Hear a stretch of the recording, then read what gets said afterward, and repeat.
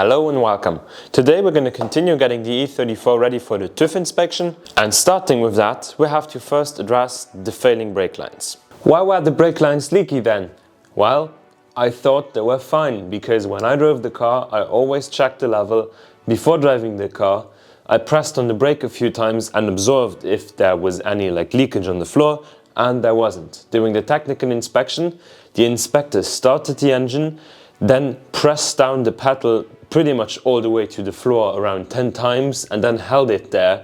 And on one of the lines I repaired there was a tiny drop of brake fluid, like not even anything that was dangerous at all. You probably wouldn't even have noticed the leak because in 99.9% of the braking situations you're not even gonna get the same load on the system. You probably only would have noticed a declining level in around 2 years, 3 years. But anyways, if there was a leak, it was definitely time to fix it because it could get worse. But I personally think it wasn't as bad. Speaking of bad, the tools I had last time were horrible, so I bought some proper ones. If you want to do your own brake lines, feel free to do it, just know what you're doing. Last time I did this, I thought the tools I ordered were good. Unfortunately, I didn't know what I was doing, so the tools were bad. Now I have some good tools, because on this tool, you always get the same flare. You have a set screw and a flaring screw, and you set the distance by screwing this in. Then you insert the brake line through here, then you clamp it down, and when you've clamped it down you can remove this. You put the flaring screw in, which has a similar attachment to the old one, and then you just screw it in, and then it flares itself and you can see if it is in the right place. This just always gives a nice flare, and it is perfectly compatible with the DIN finish. And now we no longer have to use these cheap adapters, and we can use some DIN standard screws and DIN standard adapters, which are of higher quality than the old ones. I also bought new brake line, which is a different type. The old one was copper ligated steel, and this is plastic covered steel. You're not allowed to use plain copper lines because these don't really hold the pressure. And if your steel is ligated with copper, it has the look of like copper lines, and that's just forbidden, so you won't get technical inspection. And as you can see, this just leaves a perfect DIN standard flare, and this is a lot safer of a result than we got with the other tool. So if you want to do your own brake lines, buy a tool similar to one I used in this video and not the one I used during the brake rebuild video. This is just superior.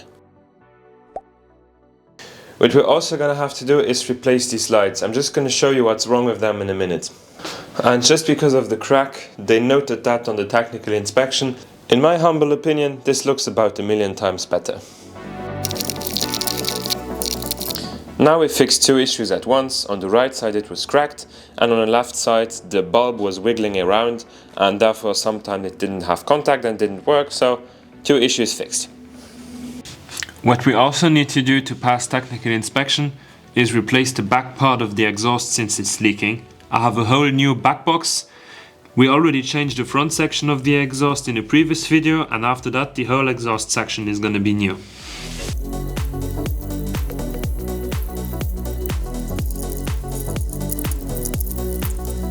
Also, the exhaust on this weighs so much. It just has a cat and a back box, and literally the back box weighs like 10 kilos, 15 kilos, it's ridiculous. And this is what we will be replacing the old exhaust with. The old one was really in a bad condition, and now we have a shiny new exhaust all the way to the cat, and from the cat to the turbo we already replaced that at an earlier date. But yeah, I wouldn't have mind repairing the old one.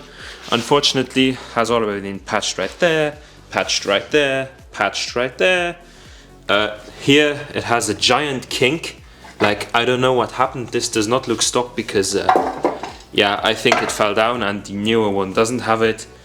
Whatever, it has been patched at the bottom, has been patched at the back, been patched at the other side. Like, this would just not have been worth to repair everything because it was probably leaking from multiple places.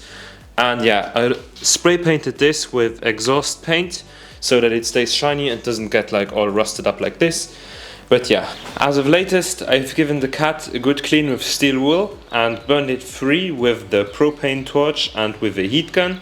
Also, the old exhaust had a stud right here for mounting. The new one doesn't have said struts, so I had to drill a hole and take a nut and a bolt and make matters work. So now everything is good. Unfortunately, I still had to de-rust the old piece that was here to mount via the rubber mounting that is currently drying in the paint booth. Still has all the cat inside, hasn't been hammered out, fortunately. Hand tight, and then the rest is gonna get tightened up with the exhaust on the car. New rubber mountings.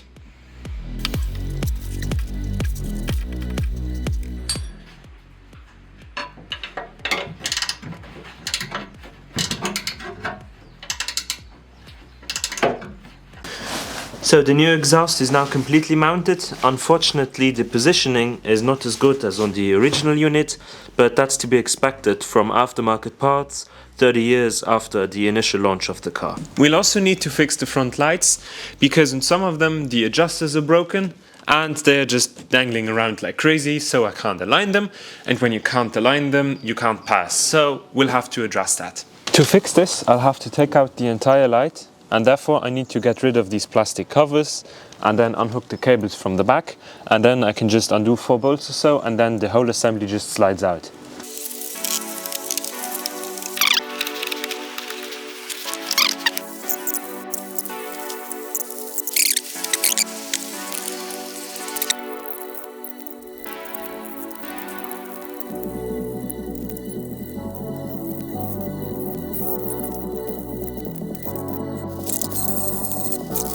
So just polishing the headlights made a nice difference. This one is polished and this one isn't, so you can clearly see a difference between the two of them.